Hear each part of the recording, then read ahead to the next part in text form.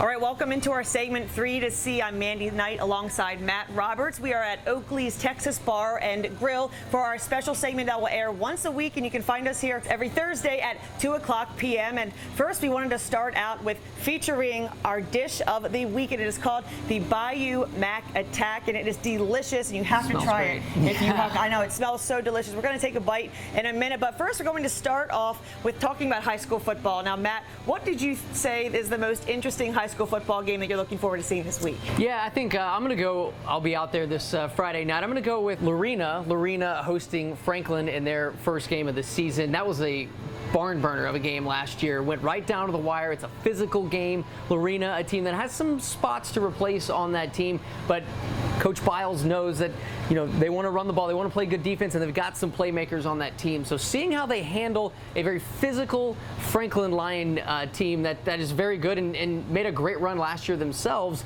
will be interesting to see how Lorena handles that. As Coach Biles said, last year they were picked to finish 4th in their district. This year they're picked to finish 1st. I asked him if that impacts his team at all. He said absolutely not. He said last year they didn't give us a 4th place finish in August. They're not giving us a 1st place finish in August this year. So it'd be a great statement for them to come out, play well, and win that game in the opening week. Absolutely, and Coach Biles always does a wonderful job. And I'm going to pick my game in 6A. It is Westlake, the reigning state champs. They're going to play at Temple tomorrow night. And it's interesting because you look at the Wildcats, and every single year for 5 years straight, Coach Scott Stewart has had to pick a new starting quarterback, which is not always the case in high school football. Right. And of course, they're going to have a brand new offensive line, and that's something else that he's adapted to. But there's nothing better than starting off the season baptism by fire. You play the reigning state champs at Westlake, who's a traditional powerhouse of football, and you look on Westlake defensively, they're bringing back 2 starters. However, at a program like Westlake, those number 2 guys, number 3 guys, they're going to have plenty of reps under their belt. So I think it'll be a great measuring tool to see where the Wildcats stand this season, and I think that they could have a chance to really compete. I don't think it's going to be a blowout, but that is also our game of the week where you can catch it tomorrow night. And staying on the gridiron, of course, what is your number 2 game that you are looking forward to this week, Matt? Well, I tell you what, we've been waiting a long time for it, and college football is back, and what's better is it's back on Fox 44 this week. We have a couple of traditional, maybe not traditional Big Ten power, but traditional football powers. Nebraska trying desperately to get back to what they once were, failing mightily so far in the Big Ten Conference. Come on back to the Big 12. It's fine. No, we won't tell anybody. But they are taking on Brett Bielema and the Illinois Fighting Illini. And I had honestly, before looking at the schedule, I'd forgot that the former Arkansas and Wisconsin coach was at Illinois now. So he was at Arkansas. Did not end well for Bielema there. He's back in the Big Ten, run the football, play defense, boring football like most would say unless you're Ohio State. But I'm really looking forward to seeing what they can do under Brett Bielema, but I'm also looking forward to seeing what Nebraska can do under Scott Frost. I mean, you want to talk about a guy, the chosen one, the former Nebraska quarterback that's come back to lead the Cornhuskers, and so far returns not great for Nebraska. So seeing if maybe Scott Frost can get off to a good start in this first game of the year, to try and maybe build some momentum, because he's a guy, I think we saw it with Texas Tech a couple years ago with Cliff Kingsbury. You give your guys a little bit more leash, but Nebraska has been so down for so long, you wonder how much more leash Scott Frost has. Absolutely, and Nebraska, I mean, that was always a powerhouse of a football program, so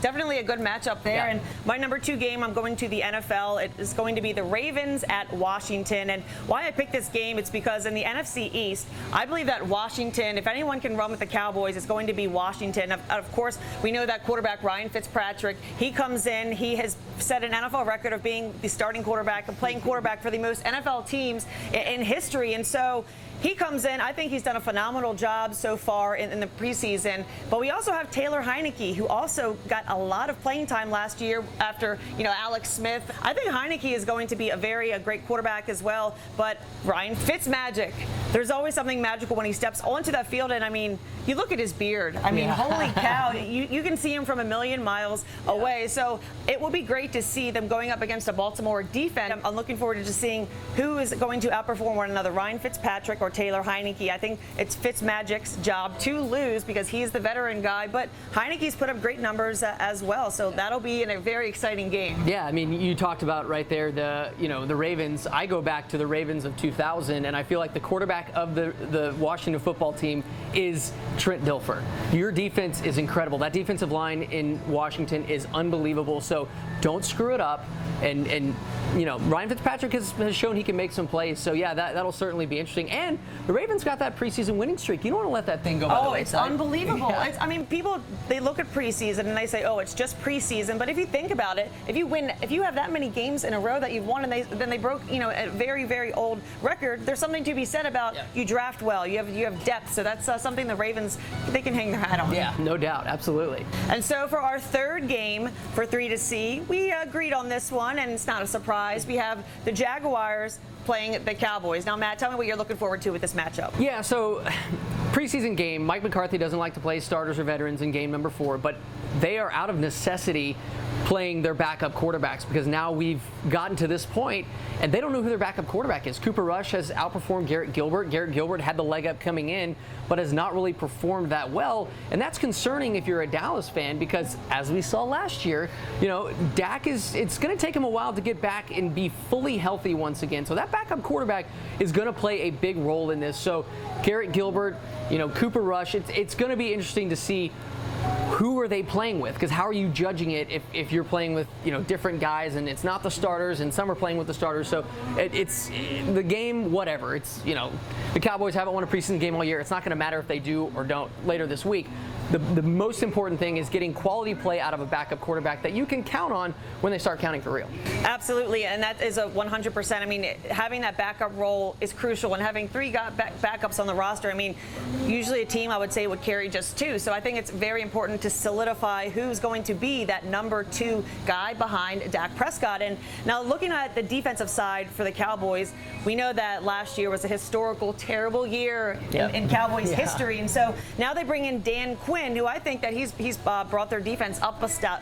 And Micah Parsons, first-round draft pick. I mean, if you saw on that first week of HBO on the Hard Knocks, you saw him on the phone saying, come on, let me go back and one more play. And you really got an up-close and personal look to see how he is, I think, a future leader of this team. Now, having said that, they're going to be going up against Trevor Lawrence, whether it's 1 series, 2 series, or worst case, no series. It'll be interesting to see how the Cowboys defense can, you know, stop the Jaguars' production on offense because, I mean, going up against a guy like Trevor Lawrence, he's supposed to be that next maybe Tom Brady type GOAT, but you never know until they actually step on the field and suit up. So absolutely looking forward to that one for sure. Yeah, and the Cowboys are thin at that safety position now because of the COVID protocols. And so you're going to have to test your depth there in the secondary, which safety has been a big problem for Dallas since they let go of Jeff Heath. And you know, a lot of people gave Jeff Heath all kinds of noise because they didn't think he was the best. But since Jeff Heath's been gone, you've realized, oh man, we kind of needed that guy. So